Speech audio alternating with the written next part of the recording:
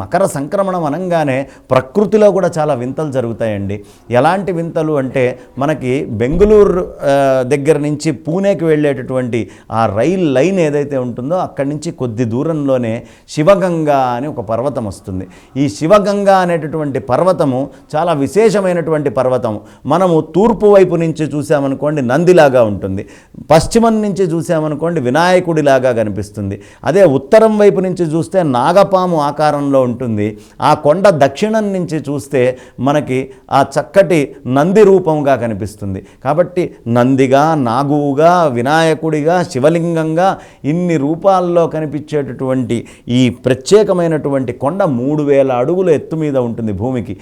ఏ రోజు మకర సంక్రమణం జరుగుతుందో, మకర సంక్రమణం జరిగిన రోజు పైన ఒక తొట్టి ఉంటుంది.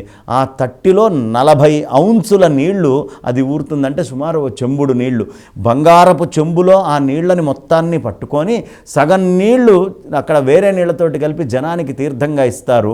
కేవలం ఈ ఒక్కరోజే ఈ మహత్తు జరుగుతుంది. గంగా అనేటటువంటిది ఎక్కడి నుంచో పుట్టి ఇక్కడ ఊరి పైకి వస్తుందట ఆ చెంబుడు.